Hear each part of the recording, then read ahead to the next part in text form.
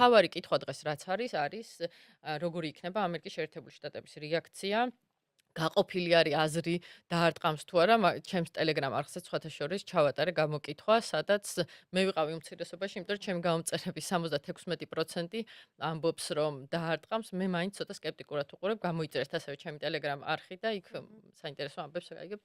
მე მგონია, რომ მაინც რაღაცა ვაჭრობასთან გვაქვს საქმე და საბოლოოდ არ დაარტყამს, თუმცა ძალიან დიდი რაოდენობის ტექნიკაა მობილიზებული. პირველ რიგში თქვენი აზრი, თქვენი პროგნოზი როგორია, დაარტყამს თუ არა? პირველ რიგში მოგესალმებით. ძალიან დიდი მადლობა მოწვევისთვის და მიხარია რომ ვარ თქვენი ახალი წამოწყების პირველი სტუმარი. ძალიან მიხარია. რაც უფრო მეტი თავისუფალი სივრცე და მედია მაუწყებლობა იქნება საქართველოში, რომელსაც წტომა აქვს დიდ აუდიტორიასთან და აწვდის სწორ ანალიზს საქართველოში თუ ირგვლივ მიმდინარე პროცესებთან მიმართებით, უფრო მეტი გვაქვს ჩვენ როგორც დემოკრატიულ სახელმწიფოდ გადარჩენის შანსი. მithumetes რომ დღეს ამასთან დაკავშირებით უამრავი საფრთხე არსებობს და ვცხოვრობთ ავტორიტარული საინფორმაციო ველის პირობებში, სადაც ძალიან მძლავრობს დეზინფორმაცია. ამიტომ დიდი მადლობა შესაძლებლობისთვის და რა თქმა უნდა, მადლობა თქვენ რომ გაგიზიაროთ, ხო? აი უпроსტად იძულების ძალიან მკვეთრი გამოხატულება ერაყში შეჭრის მერე რეგიონში ასეთი მაღალი კონცენტრაციის ხო სამხედრო განლაგება არ ყოფილა 50000-ზე მეტი ცოცხალი ძალა. იცით რომ ისედაც შეუდარებლად მაღალი არის ამერიკული სამხედრო შესაძლებლობები ირანთან შედარებით, მაგრამ ეს სამხედრო ესკალაციის პირობებში მოსალოდნელი არის ისეთი გართულებების 2-3 მიმართულება, რომელიც რა თქმა უნდა ამერიკისთვის ამ ოპერაციის ფასს ზრდის და ამიტომ ამერიკა ახლა ორიენტირებულია აქტიურ დიპლომატიაზე და დიპლომატია როგორც წესი შედეგიანი არის თუ მას ზურგს უმაგრებს აქტიური შეკავების და მithumetes ესეთი იძულების მექანიზმები. Financial Times-მა დაწერა, რომ ირანის რეჟიმი აპირებს, რომ ტრამპ შესთავაზოს ის, რაც ყველაზე მეტად უყვარსო და საუბარი არის ინვესტიციები მის ნავთობსა და გაზში, რაც მოუტანს პირდაპირ ფულს და ასე ვთქვათ, ამითი ტრამპის მოხიბლა. რამდენად რეალურია, რომ ამ მასშტაბის მობილიზების საპირწონე იყოს თუნდაც ძალიან ძვირადღირებული ინვესტიციები და მეორე სულ ცოტა ხნის წინ ასევე დაიბეჭდა უკვე Wall Street Journal-ის სტატია არის რამდენიმე პუნქტი, რომელსაც აპირებს, რომ შეერთებულმა შტატებმა მოთხოვოს ირანს და თქვენთან ერთად ჩავიკითხავ, რომ ესე იგი ძირითადი ბირთვული ობიექტების დაშლა და საერთოდ ურანის გამდიდრებაზე კონტროლის გადაცემა შეერთებული შტატებისათვის, ასევე შეერთებული შტატები მზადაა ირანს სანქციების მხოლოდ მინიმალური შემსუბუქება შესთავაზოს, თუმცა შემდგომი საუბრის შემთხვევაში გაგრძელების პირობებში და ასევე დაუშვებს თეირანში ბირთვული რეაქტორის განახლებას, მაგრამ მხოლოდ იმ პირობით, რომ დაბალგამდიდრებული ურანი სამედიცინო მიზნებით იქნება. ამერიკა ითხოვს სამ მნიშვნელოვან საკითხს. ერთი არის მთლიანად ბირთვული პროგრამის დათმობა და ეს რას ნიშნავს? ეს ნიშნავს, რომ ირანმა არ უნდა გაამდიდროს ურანი 20%-ზე და მეტზე. ანუ 20%-ს დაბლა უნდა შეინარჩუნოს და ზოგადად სასურველია რომ 9%-ზე დაბლა ჰქონდეს, იმიტომ რომ ამ დონეზე გამდიდრებული ურანი, ანუ იზოტოპები, მხოლოდ სამხედრო წარმოებაში არის საჭირო. ამ შემთხვევაში იპოზიციონირებს ირანი როგორც ბირთვული სახელმწიფო, მაინც 20-ზე ნაკლებად. კი, დღესდღეობით ირანის ბირთვული პროგრამა აქვს ისეთი ტრაექტორია, რომ ის 1 ან 2 წელიწადში მიაღწევს სამხედრო დონისთვის საკმარის გამდიდრებულ ურანს, ანუ არის ინფორმაცია მის შესახებ, რომ რამდენიმე ასეული კილოგრამი 60%-მდე გამდიდრებული ურანი აქვს. ბირთვული იარაღის შექმნას სჭირდება 90%-მდე გამდიდრებული ურანი და ამ ეტაპამდე მისვლის შესაძლებლობა მას აქვს როგორც სამეცნიერო ნოუ-ჰაუს, ასევე ტექნიკური შესაძლებლობების თვალსაზრისით, რისი დიდი ნაწილიც განადგურდა, მაგრამ ჩვეულებრივ პირობებში, ანუ იძულების არარსებობის პირობებში, მას შეუძლია სწრაფად აღადგინოს ეს შესაძლებლობები და გადავიდეს ამ ეტაპზე. ამიტომ ამერიკის და ისრაელის და ზოგადად საერთაშორისო თანამეგობრობის მიერ ჯერ კიდევ ირანის ბირთვული პროგრამა აღიქმება როგორც მკაფიო და წყალგაუვალი საფრთხე გლობალური უსაფრთხოებისთვის. ამიტომ ამ პირობას ამერიკა არ დათმობს არანაირი ინვესტიციების სანაცვლოდ.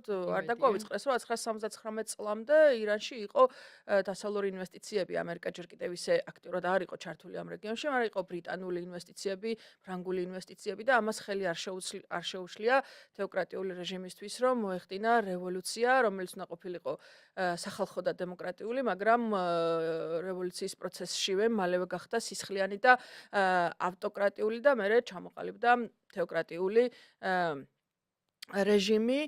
შესაბამისად არ ამგონია, რომ ეს იყოს ამერიკისთვის მისაღები ან მიმზიდველი წინადადება. იმიტომ რომ კიდე ორი მნიშვნელოვანი ფაქტორი არის. ერთი არის ირანის სარაკეტო პროგრამა, რომელიც ასევე საფრთხის შემცველია რეგიონისთვის და მით უმეტეს ეს ორი ერთად, ანუ საშუალო და შორმანძილზე რაკეტების სროლის შესაძლებლობა და ბირთვული ჭურვის 1-2 წელიწადში განვითარების შესაძლებლობა, ეს უკვე დიდი საფრთხის მატარებელია და თან ვიცით, რომ ბირთვული პროგრამის და ამ სარაკეტო პროგრამიდან კიდე ერთი ნაბიჯია ინტერკონტინენტალური ბალისტიკური რაკეტების შექმნამდე და ეს უკვე პირდაპირ ამერიკას უქმნის საფრთხეს და ტრამპმა კონგრესში მიმართვაში, თავის ყოველწლიურ მიმართვაში ახსენა კიდევაც, რომ ირანი ახლოს არის იმ ეტაპამდე, რომ შეუძლია ამერიკას დაარტყას. ეს რა თქმა უნდა ჯერჯერობით ასე არ არის.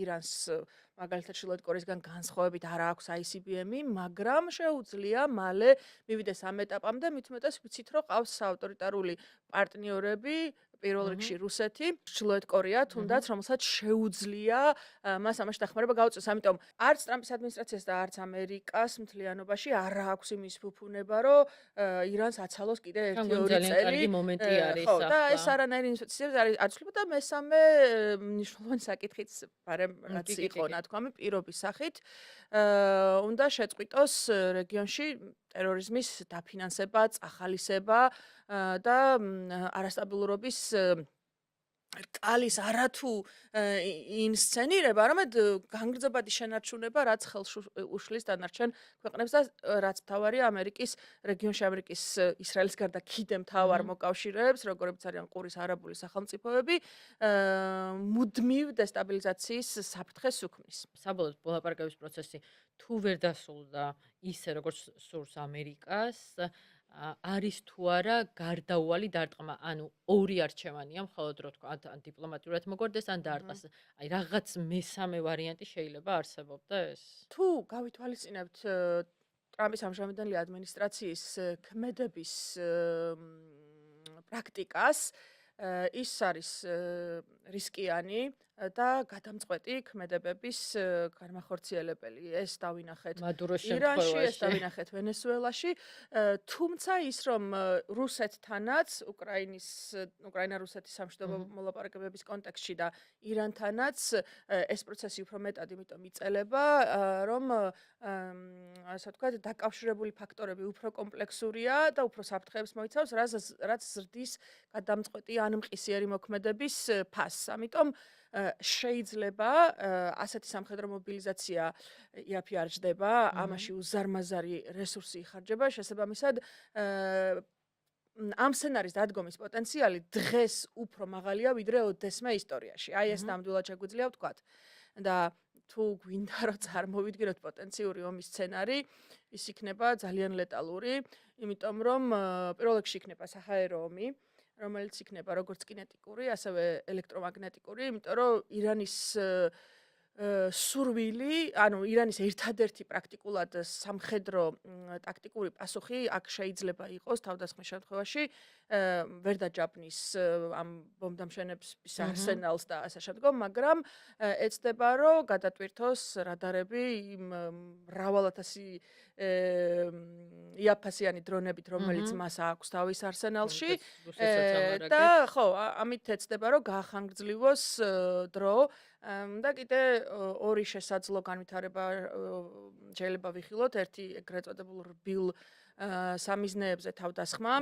ეს რას ნიშნავს? ირანს ვიცით რომ აქვს საკმაოდ ფართო და მრავალი წლის განმავლობაში ნაშენები ეს რევოლუციური გუშაკთა კორპუსის საერთაშორისო წდომა და ქსელი, რომელშიც არიან რადიკალიზებული ადამიანები და რომლებიც მზად იქნებიან საჭიროების შემთხვევაში ტერორისტული მოქმედებებისთვის შედარებით დაუცველი ობიექტების და ადამიანების წინააღმდეგ, თუმცა რა თქმა უნდა ამის შესახებ უსაფრთხოების სამსახურებმა იციან და ეს არის ამ მიმდინარე პოტენციური ესკალაციის სცენარის გათვლების ნაწილი და მაქსიმალურად იქნება შეკავების მცდელობა, როგორც ევროპაში, ასევე ამერიკაში და კიდევ რაც შეუძლია არის, რა თქმა უნდა, ირანის მიმდებარე უახლოესი ამერიკული ბაზების დაბომბვა. ანუ ეს საფრთხეები ამერიკისთვის არსებობს, მაგრამ რა თქმა უნდა ირანისთვის სამხედრო საფრთხეები განუზომლად უფრო დიდია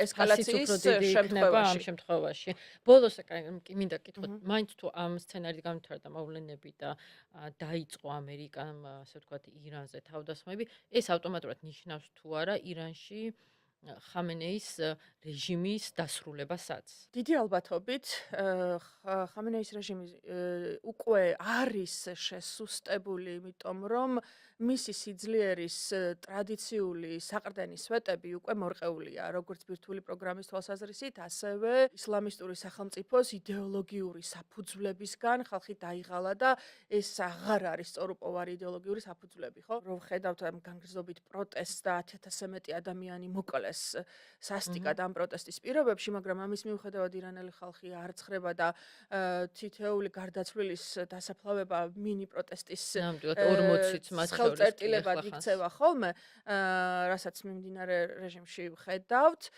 ეს იმის ნიშანია, რომ რეჟიმისადმი რწმენა და მორჩილება შერყეულია და ზოგადად ასე ხდება ავტორიტარული რეჟიმების დამხობა, ხდება ფუძემდებლური იდეოლოგიის შერყევით და საგარეო წნეხით პლუს ეკონომიკური კრიზისით და ეს სამი ფაქტორი ირანის შემთხვევაში სახეზე არის, ამიტომ სამხედრო ესკალაციის პირობებში დიდი ალბათობით ეს შეიძლება მოხდეს. თუმცა ეს მარტივი რა თქმა უნდა არ იქნება, იმიტომ რომ ავტორიტარული რეჟიმების ერთ-ერთი მახასიათებელი ასევე არის ოპოზიციის განადგურება და როცა არ არსებობს ნათელი ტრანზიციის შესაძლებლობა, იქ ძალაუფლების ტრანსფორმირება ან გადაცემა შედარებით უფრო სისხლიანი და არასტაბილურობის მომცემი შეიძლება იყოს. განიხილება და შეიძლება თქვა რაღაც ესეც.